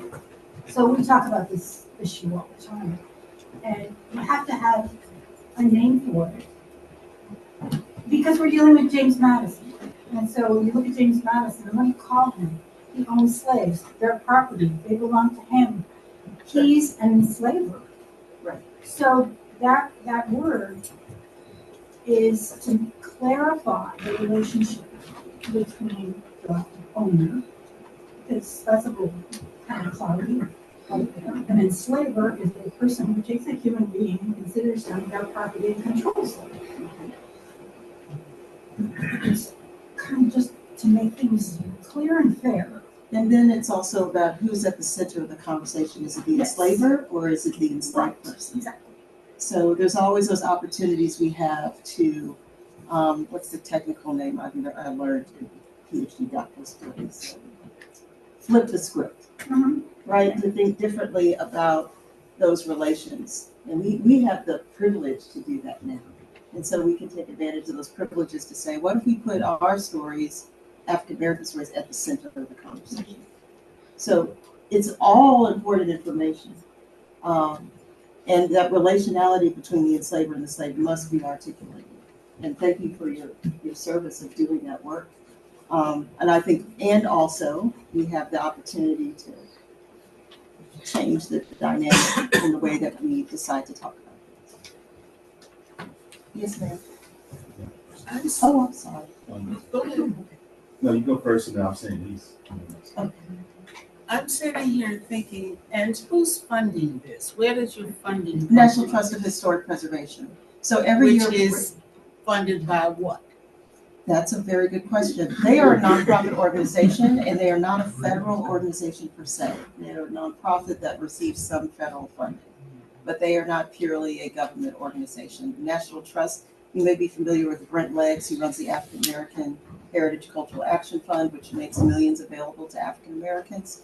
His particular program is hosted by the National Trust for Historic Preservation, and this was one of those grants that was made available that the MDC and the Montpelier Foundation competed for. So it's a very tiny grant, teeny tiny, that they had to find somebody who was whatever enough, who cared. Right. Okay. But yes, ma'am. So that, I hope that gives you some idea of the paper trail. Well, yeah, and you know what I'm sitting here thinking about. I don't. Yeah, I'm thinking about how many things that benefit the African American community are in line for federal interference as far as funding is concerned? And are people who are doing these projects like you all are thinking about that and concerned about it? Short answer is yes, ma'am. Because this is where I fund my position, right? And so when we think about diversity of funding, one of my asks is if we see that these types of things are under attack, right? And I'm gonna take my hat off and I'm gonna be really transparent here, because I think that's what's expected. I'm from this community just like y'all. The main thing here is, yes, there are forces out there that want to delay or slow or stop this work altogether. They're going after the funding that's going to be used to do that. Whether you use the term DE&I, woke, conscience, or whatever have you, these words have been weaponized against our ability to be able to tell and share our histories. That's what it is. Mm-hmm. It's an attack, right? So here's the other thing. This is not the most racist time in American history, right? There is an opportunity for us to still band together and do like how the older folks did back in the day, when they were faced with it right when they stepped from out of their door. And it was right there in their face, and they still were able to bind together to raise funding to do and meet our societal needs. Like, the sharing of our history, the capturing of our history is the most important thing that's facing us right now. And if we can't get behind a request to give or donate, whether it's 5 cents or $5,000, to help us continue to tell these stories, we are in jeopardy of having our histories lost. That's why the role of the historian, that's why the role of the historical societies is important. And so if we're passionate about this work, there are lay people on the ground that's going out and digging, literally digging. Dr. Matt Reeves is a great friend of mine. And I see what him and his staff, they're doing up at Montpelier, trying to uncover our stories, right? And so even though, you know, there's forces that are out there that are trying to slow this work, history is always going to bubble up from the ground, right? But it does take resources in order to make that happen, whether it's monetary, whether it's, you know, actual boots and feet on the ground, whether it's getting behind a certain project or an agenda and supporting, sharing, communicating. All of those things are important. So I hear your question loud and clear, and it's one that I'm wrestling with as we speak, and that is, how do we continue to raise funds to keep this important work going on, even though there's folks that want us to be quiet. Can I just add to that? From a practical matter, the reason we went about our work the way that we did is we thought about how do you build an infrastructure or a system for doing the work that anyone could pick up at any given time and move on with and lift all boats. So rather than saying, how do we learn everything we can about Montpelier? How do we learn everything we can just about Orange County? How do we think about a region? And how do we think about a map, which took a long time and a lot of effort to put together, but may not be the idea of what you think we sit around doing to tell you about descendant work. But what it is a tool that any and everyone will be able to benefit from.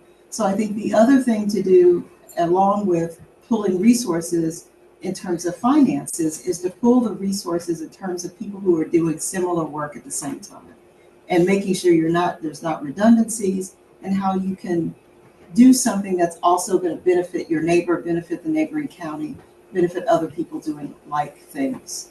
It's incumbent upon everyone to think about those efficiencies, not just because it saves money, but it's going to make the most of what we have in this time, like our ancestors did. Yes, sir. Sorry, he's been waiting. Like, yeah. Hold on. One last question. It's a multi-question. How do you preserve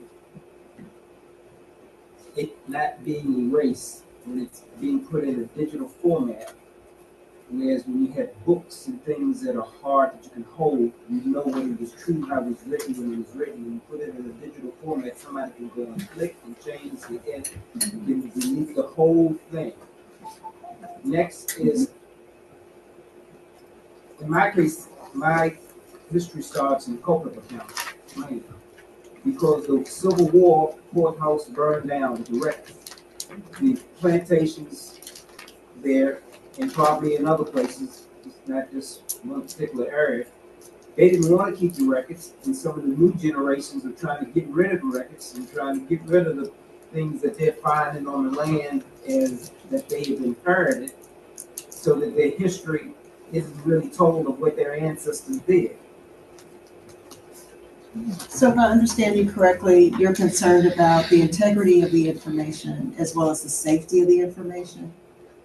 Yes, how? Yeah, because in a digital format, it can Yes. be very easily compromised or hacked, and these hackers are doing all of the stuff so that no one can change the narrative of what it is. Sure. Whereas in the written, when you got a written book that was written and you still have a copy, because that's what happens in history. They burn the books, so the history of what the literature couldn't be passed on. Yes. And the second part was like in Culpeper, I'm trying to trace my lineage, but because of the records that were lost and the stuff, it kind of stops at a dead end. And because of our, which is not brought out a lot, the mingling with the Native Americans, the indigenous that were here, that was a double whammy for us that I saw that my ancestors didn't share with my particulars. Some did, because they didn't want a double strike of being a red Indian savage and a black person. So you're just going to say that you got black, and you're going to see how you do with that. But if you got, you know, what's in your blood or where you're from, then it's going to be even more difficult for you. And so some of that was more so. Yes. So I would say that as someone who works in the digital world, the purpose of why I do things the way I do, just my corner of it and my contribution, is that there are all number of papers and wonderful documents that are hidden under your bed. They're in baggies underneath the bed. They're in people's attics, and they're one fire away from loss and destruction. And so one of the things that is sort of the next step of this work is how do you then encourage people to upload these types of materials so that they live somewhere other than just in paper? So you need both, but you also need the alternative, the backup. And we don't need to be the only backup.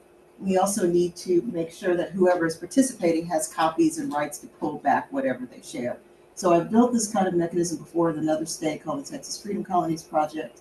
And so one of the things that we do is leave up everybody's story, just make it another color. So we don't have large fights about whether or not what you share matters or that you're putting something that's not true and, oh, it ruins everything. Two, you need redundancies. You need multiple servers on which it is safe. And so we make sure that's the case. And again, it's really about finding multiple ways to hold data and information and be transparent about the sources. So when people share things, they have to tell you where it came from. So that's what we do. And just one part of the thought, like one of the things that we ran into in my own family history, on our family farm, there were 3 houses that were built by my great-great-grandfather and his sons. And then one of the houses built by his oldest son, I had the privilege of knowing his 3rd oldest daughter, and she was killed in a house fire. And she was I think she was in her mid-90s when that happened. And a couple weeks prior to that, we had an opportunity to sit down and look at old family photos that dated all the way back to the 1900s. And we lost all of them, except for the ones I was able to capture on my phone. So what Dr. Roberts is saying is absolutely spot on. Like, you know, there is a risk that folks can actually come out there, but I think the benefit far outweigh the risk that somebody might come in and try to burn books or whatever have you.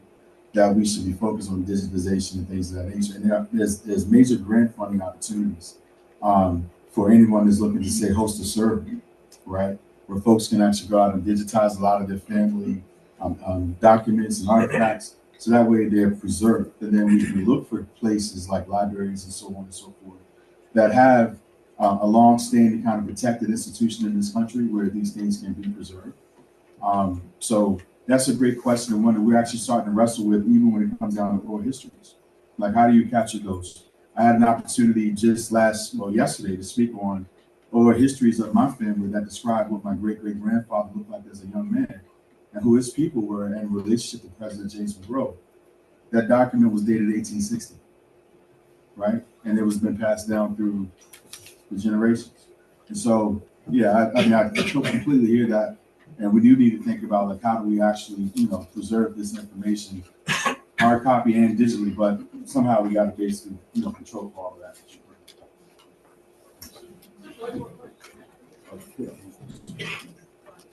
The new president has a question.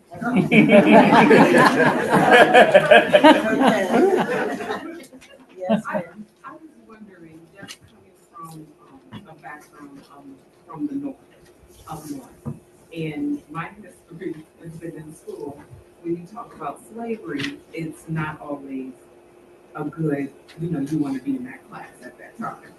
And when you're seeing all of this information, I'm wondering, how do we think about getting to the mass people or to the children that really need to understand at a young age what their history is so they can know who they are? Because a lot of us don't even know really where we come from, who we are. We're just roaming kind of in the world. Sure.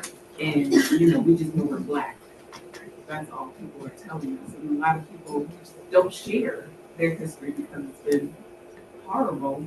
So you have to dig it out of your parents and grandparents. And you're like, Sure. Oh, okay. So how would they know this? Like, how would we understand this as a whole, to the whole community? Like, how would it be getting into schools? School books need to be updated. Well, I think that I'll be very interested to hear back from Mr. James Monroe about your feedback and your comments, and I'm sure he'll hear much about what we presented, and that will give us a good, and from you, of course, good perspective on how to do that, because you can tell us how useful you think it is, or where it needs to go. This is one of many beginnings is the best way to think about this. It's very much a beginning. It's not, hey, we found the answer and it's complete. And so it's really, where do you hold things? How do you best speak with people? How do you best connect with people? The report is going to give them some insights into how to do that. And out of that should come some answers to those questions that you just posed. The Orange County African American Historical Society spoke at Prospect Heights Middle School a couple weeks ago. Last Monday. And at the local history class, and my son Peter had great things to say about the presentation. And that's how it works. Jaden. Yeah. Jaden, he's involved in a project at Woodbury Forest, and he asked for this to have a question, so I'm going to allow him this question. Yes. Thank you. Hello. I just want to real quick say thank you to you two. It was an amazing presentation. Amazing presentation as well. I had just kind of like a very quick question. I had an opportunity, so before I get into that, I'm Jaden Parsonsworth. I go to Woodbury Forest School right down the road, and I'm a part of a project that focuses on the oral history of Woodbury Forest, because it originally was a plantation owned by William Madison, all the way till today. How I always say how incredible and inspiring our faculty and staff of color really are. And so I had kind of something really quick I wanted to share. Justice, who is the student representative for the project, she attended Ava held an Orange at Tanner's Church just a few months ago. Chris Monroe was there, and a few other people who were here was there as well. And she had kind of shared me right afterwards the fact that exactly what you said, the project you guys are working on. But I wanted to tell you like how much that actually inspired me to even continue to do the project I am doing at Woodbury. So real quick, I wanted to say thank you for that. And I wanted to ask, is there opportunities for people like me or anyone here who wants to help get involved with like the project at UVA? Is there opportunities for us to do so? And can you explain what those are? Sure. Well, thank you, and I did not plant him, I promise. I know it's good, but good. Thank you so much. And, Justice, who is our project manager, staff, raved about her experience at Woodbury. She had such a wonderful time there. So I'm so glad to see you here. And that is reflected in the report of one of our listening sessions. So we're honored to have been able to be exposed to what you all are doing here. Our next steps are in part directed by the MDC and how we want to roll out the report, so to speak. It's very rich and it has a lot to say and a lot to offer. So I will say that, but there are other projects. You can email cclevents@virginia.edu. That's cclevents@virginia.edu. That's our office email address. And talk to us about the possibility of internships and opportunities in the summer. We have a number of other projects that we do in addition to this one that have to do with descendant communities and history. And really, we care about place. We care about culture, land, identity, and place, and projects that meet at the center of all of that.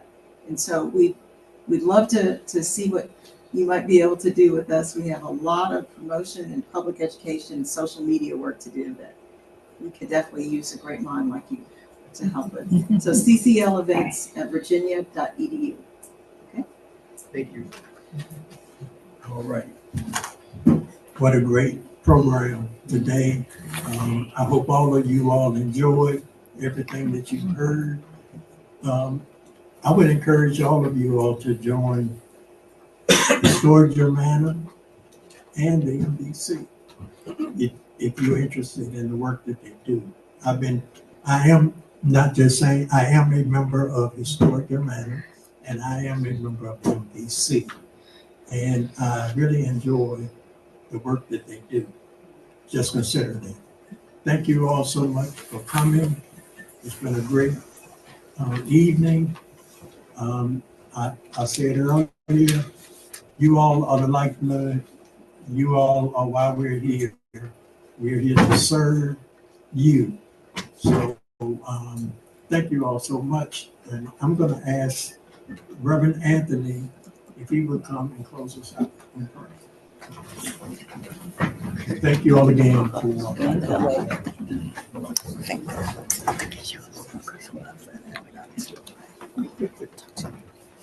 I think everybody's full and they're ready to go home and give to themselves.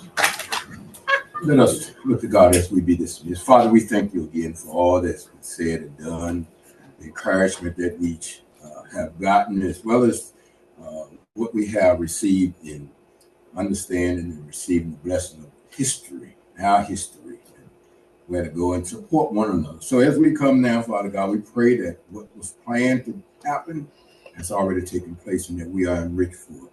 As we now prepare to leave this place, we ask you traveling mercy upon the highways and the byways where we're going to our homes or whatever station we're heading, guide us safely to that place. And Father God, let it be found safe when we get there. We pray that prayer in Jesus' name. Amen. Amen. Go in peace. That's what I said.